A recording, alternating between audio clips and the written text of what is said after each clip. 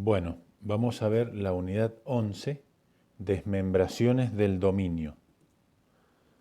Dentro de los derechos reales, vamos a estudiar ahora lo que son las desmembraciones del derecho real de dominio, que, como dijimos en la unidad anterior, es el derecho amplio, absoluto, que tiene una persona sobre una cosa de propiedad y que le permite usar, gozar y disponer siempre con los límites establecidos por la ley de esa cosa. Dentro del derecho del dominio hay distintas desmembraciones, como por ejemplo el derecho real de usufructo. ¿Qué es lo que es el derecho real de usufructo? El artículo 21-29 del Código Civil y Comercial de la Nación nos dice que el derecho de usufructo es el derecho real que permite usar y gozar de una cosa cuya propiedad le pertenece a otro, con tal de que no se altere su sustancia. Entonces, en definitiva, el usufructo es el derecho real de usar y gozar de una cosa ajena, que no es propia, porque si no sería un derecho de dominio y no de usufructo propiamente dicho. Caracteres del derecho real de usufructo. Bueno, es un derecho real, es decir, es un derecho que el titular tiene directamente sobre una cosa, sin intermediación del propietario de esa cosa.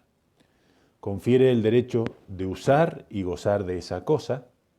La cosa sobre la que recae debe ser ajena, como dijimos, no puede ser una cosa propia, porque si no sería el derecho de dominio. Debe ser ejercido de forma tal que el uso y goce de la cosa ajena no altere su sustancia, y es temporario.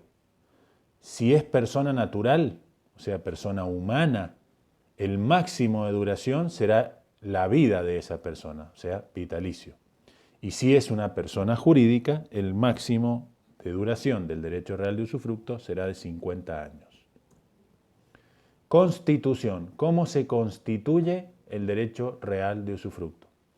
El usufructo puede ser constituido por contrato, por testamento o por ley. Capacidad. Bueno, para poder celebrar este contrato de usufructo o poder establecer este derecho real de usufructo, se requiere la capacidad plena para contratar, que se exige en general, y la plena capacidad civil, o sea, ser mayor de edad. Objeto. El artículo 21-30 del Código Civil y Comercial de la Nación nos dice: pueden ejercerse sobre la totalidad o sobre una parte indivisa de una cosa mueble o inmueble, sobre un derecho, por ejemplo, una servidumbre real, o sobre una herencia, en todo o en parte, cuando se establezca a través de un testamento. Derechos y obligaciones del usufructuario. El usufructuario va a ser la persona que va a tener derecho a usar y gozar de esa cosa ajena. Bueno, dentro de los derechos tiene el derecho de uso y goce de la cosa ajena, no alterando su sustancia.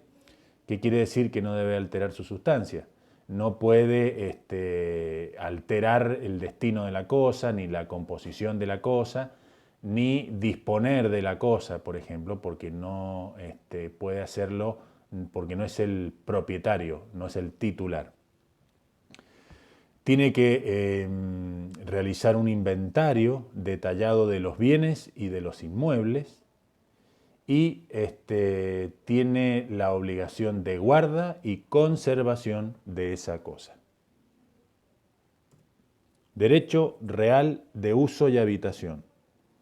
Otro de los derechos reales dentro de las desmembraciones del dominio, tenemos el derecho real de uso y habitación.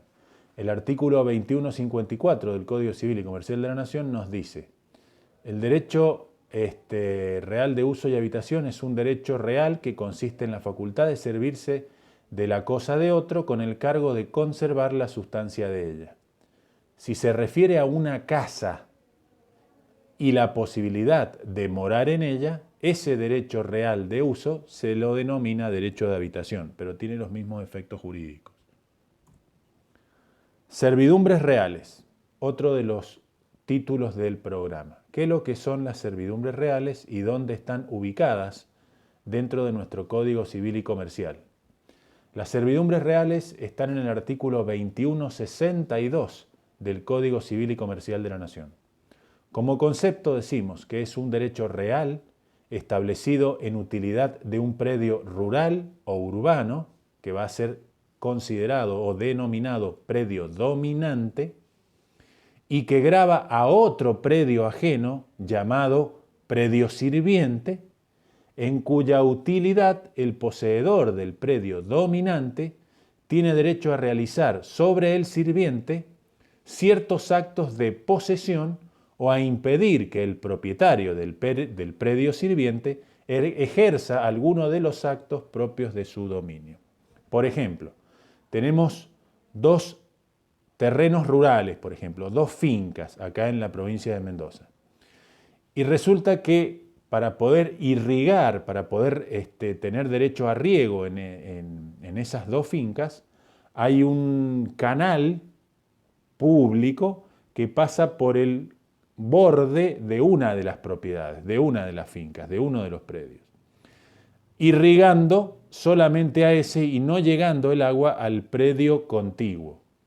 Entonces, el propietario del predio contiguo puede solicitar una servidumbre real para lograr una servidumbre de acueducto, que del canal público se construya una especie de acequia o canaleta para que le llegue el agua a su finca. Esa canaleta va a pasar por la propiedad del terreno vecino, de la finca vecina. Entonces acá tenemos los dos terrenos, el predio dominante que va a ser al que le va a llegar el agua y el predio sirviente que va a tener que soportar que sobre su propiedad se construya y circule esa canaleta o acequia. Caracteres de las servidumbres reales. Bueno, es un derecho real constituido sobre inmueble ajeno. No existe separado de los fundos a los cuales sirve esta servidumbre y son unilaterales. Clases de servidumbres reales. Pueden ser continuas o discontinuas. Son continuas aquellas cuyo uso es o puede ser continuo sin un hecho actual del hombre. Por ejemplo, el ejemplo que dábamos recién de la servidumbre de acueducto. Son discontinuas aquellas que exigen un hecho del hombre para poder ser ejercidas. Por ejemplo, una servidumbre de paso o de tránsito. Pueden ser aparentes o no aparentes. Son aparentes aquellas que se anuncian a través de signos externos. Por ejemplo, una puerta, un alambrado en un campo, se pueden visualizar. Y las no aparentes son aquellas que no se manifiestan por signo alguno. Por ejemplo, una prohibición administrativa, por ejemplo municipal, de no poder edificar a determinada altura. Pueden ser voluntarias o coactivas. Voluntarias porque las partes se ponen de acuerdo. Imagínense ese ejemplo que dábamos de las dos fincas para que pasara el agua.